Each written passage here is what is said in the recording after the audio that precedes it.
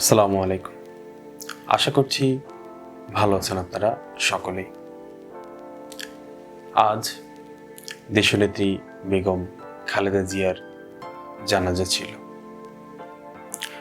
জানাজায় কিছু বিশেষ ঘটনা ঘটেছে, যেটি ঐতিহাসিক। আপনি যদি খুব ভালো করে জানাজায় দেখেন, খুব তীক্ষ্ণ চোখে যদি আপনি দেখেন, তাহলে আপনি খুব ভালো কিছু মেসেজ পাবেন, যেটি বাংলাদেশের জন্য খুবই গুরুত্বপূর্ণ।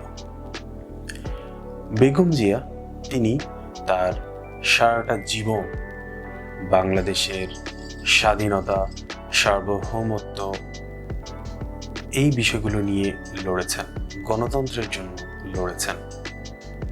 একটি মহাকালের সমাপ্তি হয়েছে। তাকে কি বাংলাদেশ ভুলে যাবে? না, উনি অমর হয়ে থাকবেন বাংলার আকাশে বাতাসে। আমি এই ব্যাপারগুলোকে আরেকটু স্পেসিফিক বোঝানোর চেষ্টা করছি। আমরা অনেকেই হয়তো ভাবি যে কেন এত লাখো লাখো কোটি কোটি মানুষ আজ জানাজায় এসেছে, কি বার্তা দেয় এটি বাংলাদেশের প্রত্যেকটা জনগণ এবং বিশ্ব দরবারে।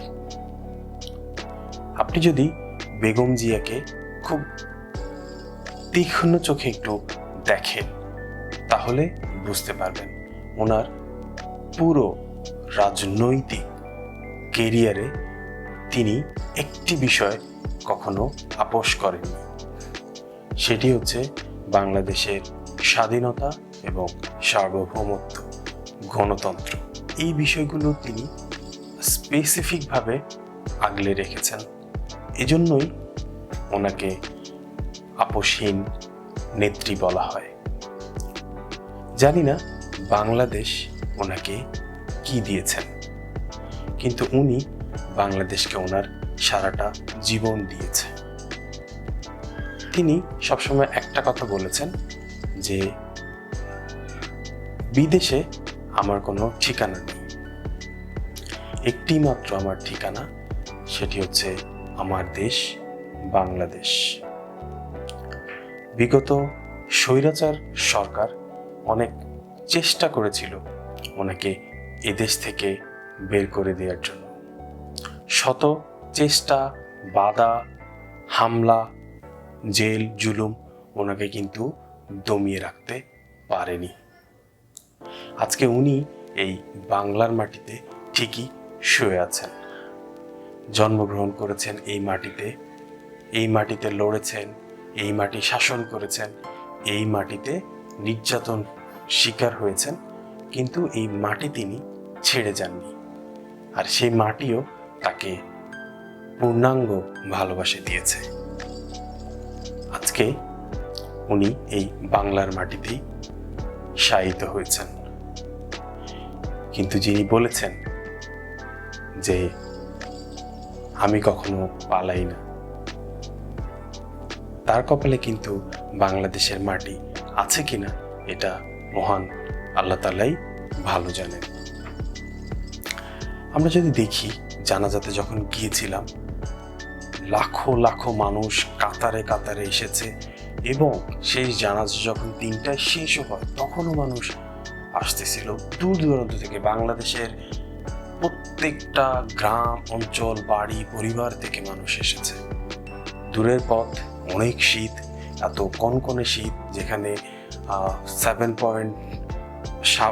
শীতের মাত্রা, কোথাও একেবারে কুয়াশায় কিছুই দেখা যাচ্ছে না। মানুষ ট্রাকে করে, লঞ্চে করে, ট্রেনে করে ভোরে ভোরে মানুষ কিন্তু এসেছেন ওনাকে এক নজর শেষ দেখার জন্য, ওনাকে বিদায় দেওয়ার জন্য।